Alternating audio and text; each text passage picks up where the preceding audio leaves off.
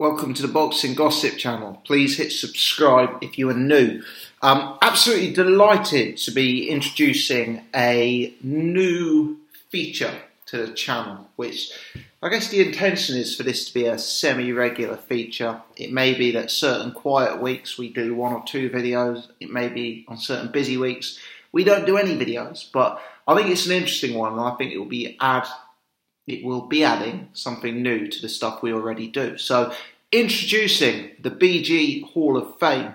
The plan is that as we induct a boxer to the Hall of Fame, an accompanying video will be created to sort of summarise their career, memories of them, and really highlight why they are being inducted into such a prestigious organisation as the BG Hall of Fame.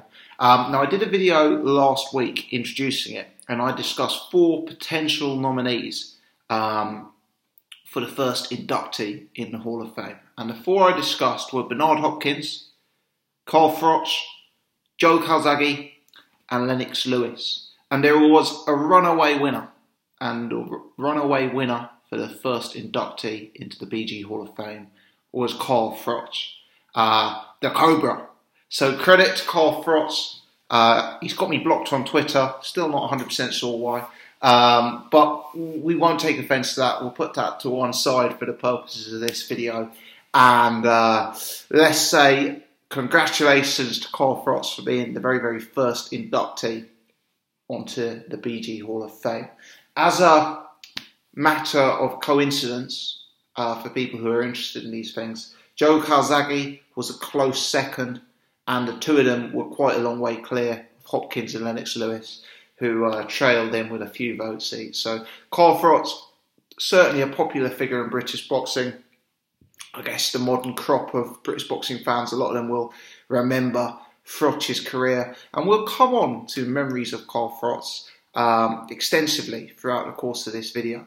I haven't prepared any notes or I haven't done any re-watching of Froch in advance of making this, so I'm just going to be shooting from the hip on this one. Hopefully it's fluid and not too all over the place. But I'm going to start with what for me is one of my most powerful memories of Carl Froch, which is Carl Froch versus Andre Dirrell. And I remember vividly the first time I watched that fight. I remember looking back at the first 3 or 4 rounds of this fight, thinking that Andre Dirrell might be one of the greatest talents that I've seen in my time watching boxing. I thought he was something else. Now, to fans who have been following Andre Dirrell more recently, his career has kind of ended in a bit of a sorry state. There was the awful affair with the Uzcatsky first fight. There was the Arthur Abraham, pretty horrendous incident in that one. And Dirrell's career has it feels like it's kind of withered away. It feels like, he's past it. It feels like he goes down in the sport as one of boxing's underachievers. But at the time, Andre Dirrell was one of the most exciting prospects, contenders out there. And when he fought Carl Froch as an undefeated fighter, he was a real talent. He came in at 18-0, and it was for the WBC super middleweight title. Froch wins the fight by split decision. Early on in the fight, the speed of Dirrell, there is a vast speed gap between the two. Dirrell is moving all over the ring. Froch doesn't appear like he can catch him. He's being out-jabbed. He's being out-manoeuvred. He's being out-boxed. Dirrell's faster. He's more agile. He appears to have better reactions. Dirrell's combinations are on point. For me, I think Dirrell's nickname at the time was The Matrix, and that was with reference to the character Neo in The Matrix, who seemed to be able to dodge bullets. He was so fast and so agile and so elusive. And early on in that fight, it's almost impossible to see Carl Froch winning it. The gap between the two guys just appears to be too vast. Froch he didn't have the skill, the technique, speed, the jab of a guy like Andre Dirrell. But inexplicably, in the middle rounds, Froch starts to pick up rounds. At first, they're tight rounds that you maybe edge to Froch. And then Froch comes on strong in the second half of the fight. Dirrell's still having success. Dirrell is still the Dirrell that there's been. But it's clear that Froch has started slow, and it's clear that Froch is coming through, and that Froch is now having more and more success, and he's starting to pick up more and more rounds. And inexplicably, when I watched that fight back, and I probably haven't watched that fight now for a year or so, but I recall watching that fight more recently, and do you know what? Every time I watched that fight, by the narrowest of margins, I edged to Carl Froch winning that fight. And Froch did win the fight by a split decision. The decision's controversial because a lot of people believe Dirrell deserved to win it. A lot of people believe it was a draw. A lot of people agree with myself that Froch maybe nicks it by a round or so. But regardless, the fact that Froch won that fight, the fact that Froch made it so close, is really what Carl Froch is all about. And we see this time and time again in Carl Froch's career. The Dirrell fight, for me, is just the most memorable. Against all odds, Froch finds a way to win. After starting poorly, after starting slowly, after struggling with a guy's technique, Froch adapts. Froch finds a way to do what he needs to do. Froch's fitness, his stamina, his will to win, his durability is something that all fighters can be modelled themselves up against. He was one of the toughest guys that I've seen in boxing. His chin was renowned. His streak of coming from behind late in fights when he was apparently outgunned. I mean, think back to that Jermaine Taylor fight. That's in 2009 now. Remarkable. That's nearly a decade ago. Another one I remember watching. Another fight there where Jermaine Taylor takes a lead. Froch has to come from behind. And in that fight, Froch actually stops Taylor late. If memory serves, may have even been in the last round of that fight. Froch comes on strong. He's behind, and he finds a way to win. He finds a way to grind it out. He finds a way to upset the odds, and he gets the job done. Now, modern boxing fans who've come into the sport in the last year or two, fans who are, been bought into the sport by Anthony Joshua, if they like. They think of Carl Froch as the sort of almost comedy Sky Sports commentator. They think of Carl Froch as the guy who refers to knocking out George Groves in front of 80,000 people. That's how Froch ended his career. That's how Froch's career will be remembered. It's kind of sad to say that for a generation of boxing fans, Froch is the guy who's known as knocking out George Groves in front of 80,000 people. A lot of the modern boxing fans won't have seen the fights I've already referred to. They may have no idea who Andre Dirrell was or who Jermaine Taylor was. That's what Froch is known for. But for me, it's actually the first George Groves fight rather than the second one, which is what Carl Froch is all about. In that fight, again, the ending's controversial. But, in that fight, Froch again looks hopelessly outgunned. He's hurt by George Groves early, dropped. He's outboxed by George Groves. George Groves takes a definite lead. But again, Froch comes into the fight. Froch stays on strong. Maybe Froch is the fitter man. Maybe Froch is the tougher man. And although the fight was ended too soon, you can see that the momentum is starting to shift. You can see that Froch is beginning to be more and more threatening. You can see Groves is starting to tire. And whether you think it was an early stoppage or not, that's a separate argument to who would have won the fight if it had been allowed to continue. And I do believe that had the fight been allowed to continue, despite the dodgy stoppage, Froch was en route to beating George Groves. Now, the second Groves fight, the 80,000 at Wembley fight, isn't really a classic Froch fight. It's tentative, it's long distance, it's jabby, it's movie, and then there's a one-punch knockout. Froch was never a one-punch knockout artist throughout the course of his career. Sure, he had power. Sure, he was heavy-handed. But he wasn't known for icing guys like he iced George Groves in that fight. That fight is not really vintage Carl Froch. Watching that fight doesn't really give you a complete summary of who Carl Froch was as a fighter and what sort of style he brought to the ring. When I think of Carl Froch, I think as a relentless come-forward fighter. I think about a guy who has long levers, could throw a jab, but was equally comfortable getting into a scrap at mid-range or even inside. I think of Carl Froch as a guy who throws fast flurries of punches, taking the hard fights. Froch's resume is crazy. 2008, John Pascal, undefeated. 2009, Jermaine Taylor. 2009, Andre Dirrell, undefeated. 2010, Mikhail Kessler. 2010, Arthur Abraham.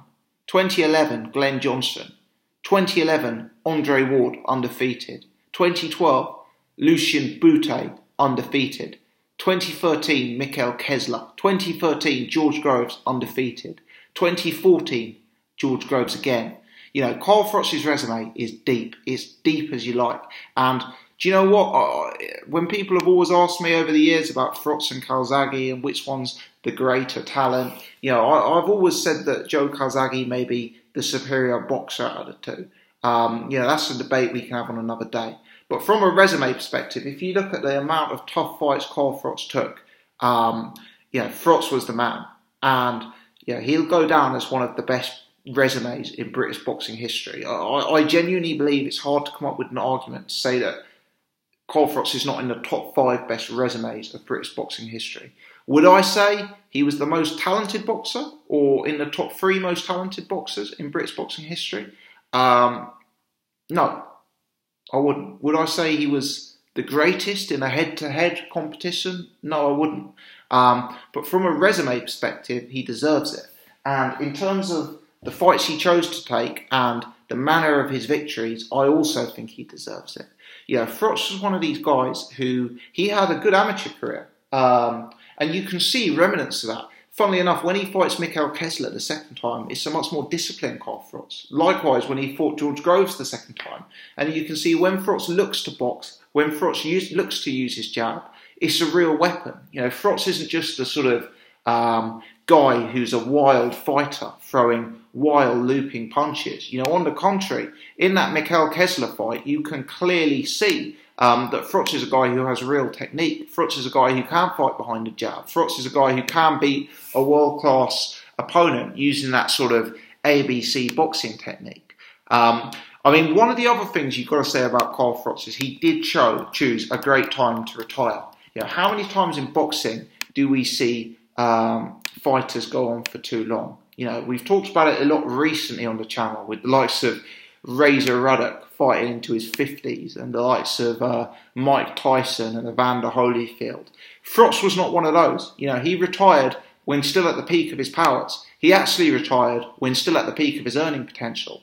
And for me, there was probably no sweeter moment in British boxing history to retire on, which is that punch that he landed on George Groves that absolutely sent George Groves to the moon and back.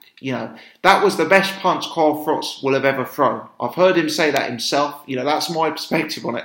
Carl Froch, would never, ever throw a punch that good again. And what a time to end your career on such a landmark event for British boxing. Now, with the benefit of hindsight, there was talk about Froch having one further fight about that in the States, in Las Vegas, against Chavez Jr. And at the time, that was perceived to be a tough fight. And I can't remember quite why that fight didn't happen. I think it was due to the commercials in terms of the finances and that sort of thing. With hindsight, and hindsight is a wonderful thing, perhaps Carl Froch is one of the rare fighters who could maybe have had one final fight. Because as we've seen Chavez's career develop subsequent to that saga, with the benefit of hindsight, it's actually very, very, very hard to see Chavez Jr. having success against Carl Froch, looking at the downward spiral that his career has suffered subsequently. And for me, realistically, had that fight have occurred at the time it was talked about, I can see no other result than Carl Froch going over there and doing a right number on Chavez Jr., probably stopping him. And I think that would have been the first time in Chavez Jr.'s career that he'd have been stopped if that fight had been made. So in hindsight, it's probably a slight disappointment that fight didn't happen. Because, Froch would have had a huge US win to end his career on, in a way, I guess, like Calzaghe did when he went over there and ended his career against, was it Bernard Hopkins and Roy Jones Jr., 2 Hall of Famers. But that was such a sweet moment at Wembley Stadium, such a sweet punch to end your career on. And he leaves the sport a multi-millionaire with his faculties intact, with a great job with Sky Sports. There are a few other Carl Froch memories that come back to me as we're talking. After that Andre Ward fight, Froch, I think, was written off in certain quarters. Ward, It was a competitive fight. Froch won multiple rounds against Ward, but make no mistake, Ward beat Froch, and Ward beat Froch very, very clearly indeed. He came back against Lucien Boutet. Now, Lucien Boutet at the time was a feared fighter. You know, it's hard to kind of work out just how feared these guys were. A lot of these names subsequently are names that have fallen since the losses to Froch. So after Abraham, you know, Abraham's a guy now who's been fighting Paul Smith and getting beaten up by Eubank Jr.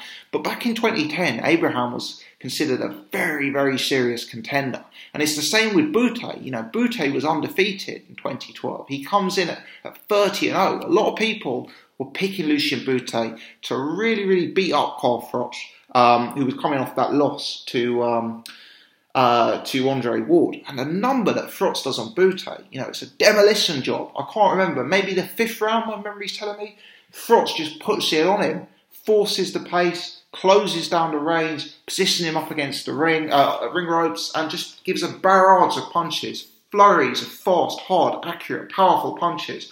Lucien Boutet can do no more. That is the classic Carl Froch stoppage, you know, when the referee has to jump in to save Lucien Boutet at the hands of an absolute beating from Carl Froch. You know, that is vintage Carl Froch, if you like. And that's just, you know, so many memories of the Cobra. Was he, I mean, in terms of, he's the first inductee into the BG Hall of Fame, because I think he is, you know, undisputedly a fighter with that much resume, and a fighter who is so relevant to boxing fans who will tune into my channel.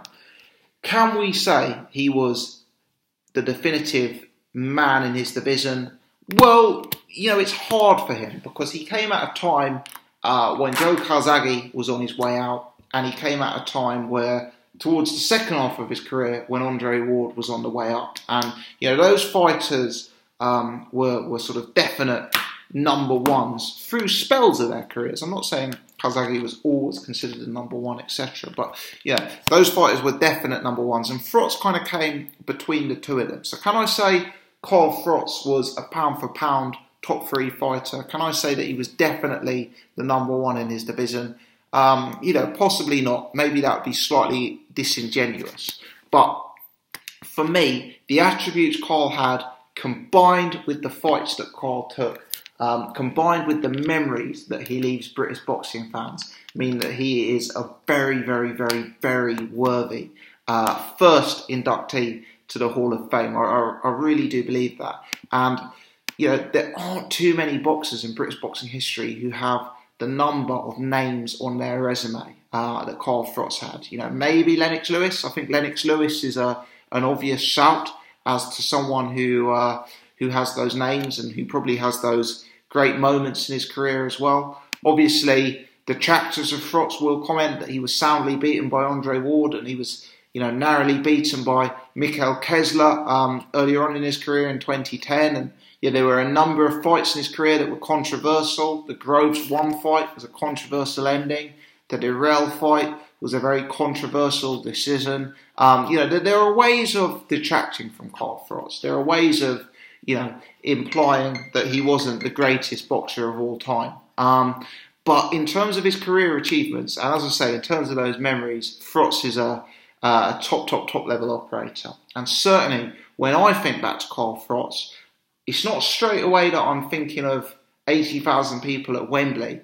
I'm thinking of the grit. I'm thinking of the determination. I'm thinking of the fitness. I'm thinking of the toughness. I'm thinking of the constant come from behind victories where Froch was up against it, when the odds were against him, when he was maybe in with a slightly superior boxer or a slightly faster guy or a guy who was maybe displaying superior technique. And time again, Froch turned the screw, put it into 5th gear and found a way to win. If he was behind on the scorecards, you couldn't rule him out. Jermaine Taylor stopped late on. Andre Dirrell outworked. You know, George Groves out-hustled. You know, Froch, one of the guys who you could rely on for a good scrap. First inductee into the Hall of Fame and a worthy one. I've already got an idea of who I want to keep as the second BG Hall of Fame inductee. I might keep that one close to my chest. Let me ask you this though. Who from British boxing do you think should be on the list? I'm not going to commit to saying the one with the most votes gets an automatic induction, because I want to be happy with everyone who gets inducted, and I want them to be fighters who I've seen and fighters who I can refer to and give my own memories on. So, no spoilers. It's probably not going to be some bloke from the 1920s who I've never heard of. But yeah, let me know your thoughts. Let me know if you enjoyed this video. Let me know if you think this is a good concept worth sticking with. Who would you like to see inducted and have an accompanying video uploaded on them? As always, many thanks for tuning in. Let me know your thoughts. Drop your comments in the section below. Please subscribe. Please hit the thumbs up button if you haven't already done so.